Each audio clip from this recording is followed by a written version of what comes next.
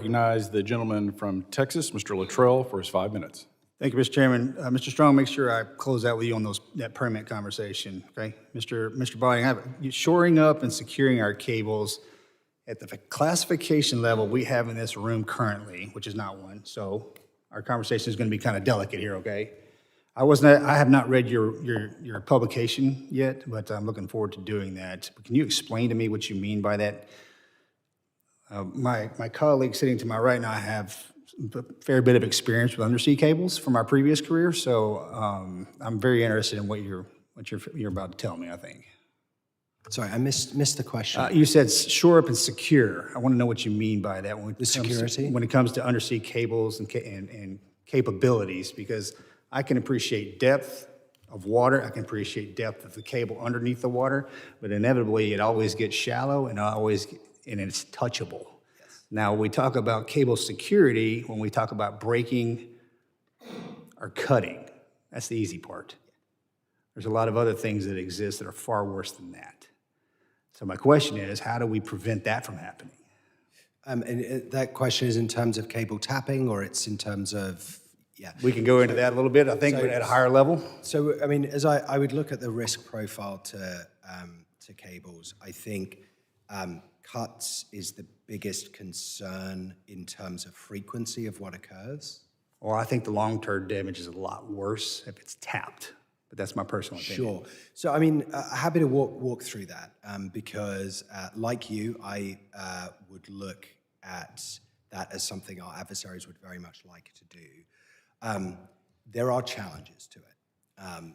If you take a cutting-edge cable today, like the Grace Hopper cable, which goes across the Atlantic, that'll generate 352 terabytes per second of data, I believe. Over a year, that is about as much data, I believe, as the whole mobile internet usage globally. So it's a vast, vast amount of data.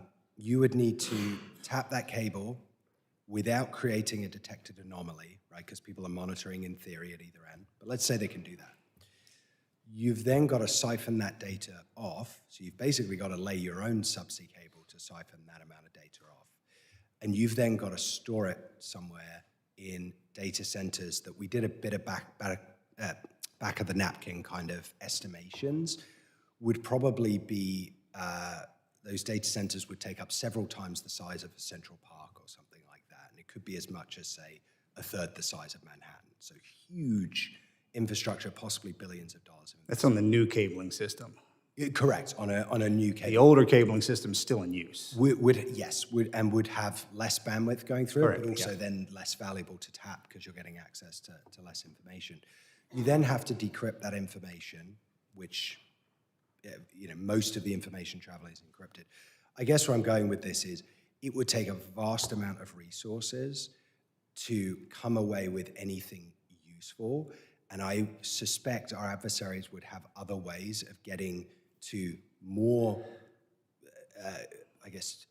I know where you're going with that, but it's where we're not looking is where they're going to go. Potentially. And I can tell you how terrifying being underwater is, right? Yeah. Let me shift real quick on mapping. You mentioned mapping the cabling system for a defensive posture. Is that a good idea? It's not something that, for instance, right now, our cabling system's kind of a spider web or a scatter plot across the bottom of the water, and if you're that specific corporation, you understand where your cables are running. Defensively, I think it would be a bad idea.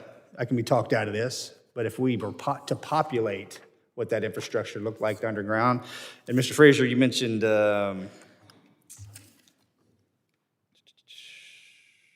you said something about the same thing, where if we, the cable areas that don't allow ships to go across just in case, and if we create that, that's kind of a bullseye. Right. For the nefarious actors. Thank you for that question. I think the cable protection zone is a blessing and a curse, right? There's a huge trade-off here of concentrating cables in any specific corridor, like we've seen New Zealand do, like we've seen Australia do, and Denmark.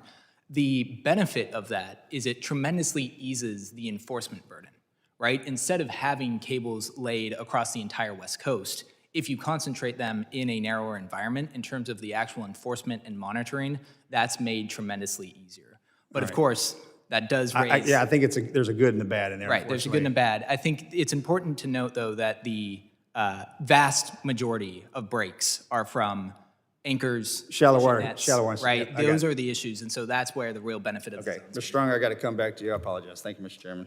I will get back to you, sir, I promise. Unless Mr. Crane helps.